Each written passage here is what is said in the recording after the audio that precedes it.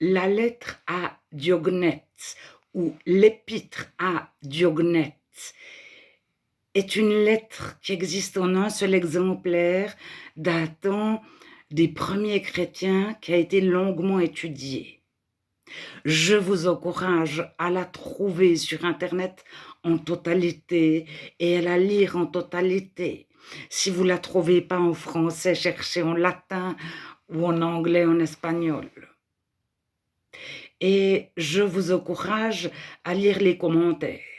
Alors, il y a deux sortes de commentaires. Il y en a qui disent qu'elle a été modifiée et ils soulignent les passages qui ont été modifiés après coup. Et ça, j'adhère tout à fait. Si vous la lisez attentivement 2 fois, vous voyez très bien que les passages qui sont dits modifiés dans le temps, c'est très, très probable. Moi, je pense que oui. Mais par contre, il y a 3 datations. On cherche qui est Diognète, qui a pu l'écrire. Et il n'y a qu'une seule personne, un seul professeur ou un seul théologien qui relève que cette lettre a forcément été écrite avant la destruction du temple de Jérusalem.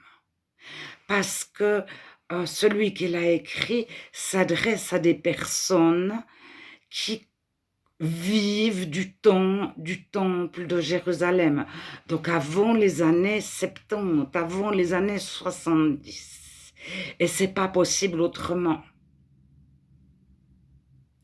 Alors, ça nous donne un aperçu des statues qui étaient adorées.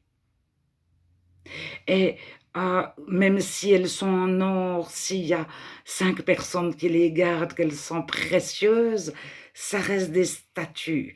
Alors, c'est une apologie, c'est-à-dire une défense, c'est-à-dire le contraire d'une accusation. Et c'est quelqu'un qui écrit à un tribunal supérieur, philosophique, certainement grec, pour défendre la foi chrétienne et expliquer ce que c'est que la foi chrétienne. Et selon ce qu'il dit, c'est l'apôtre Paul. Selon ce qu'il dit de lui-même, ça pourrait être Apollos aussi. C'est une lettre du tout début des premiers chrétiens. Alors, pourquoi elle ne figure pas dans la Bible? Au début, les écrits des chrétiens étaient systématiquement brûlés. Ils s'en écrivaient beaucoup. Les premiers chrétiens s'envoyaient des lettres, s'envoyaient des lettres, s'envoyaient des lettres. Et à un moment donné, ils ont rassemblé les lettres qu'ils avaient. Mais bon, elles avaient été propagées en dehors des frontières de l'Empire romain.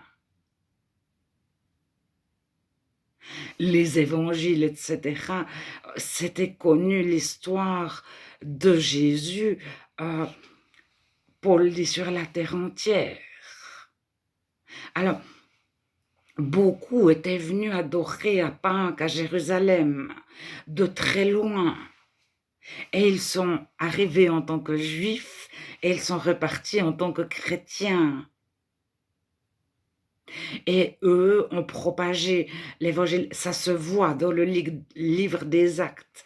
Je vous encourage à lire le livre des Actes, en tout cas les 17 premiers chapitres en suivant, pour vous rendre compte ce que c'était que les premiers chrétiens.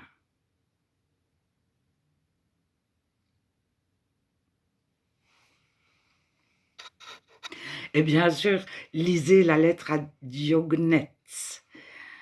Si vous la trouvez sur Internet, j'espère qu'elle y est toujours, en totalité, parce qu'il y a des tout petits bouts qui sont relevés.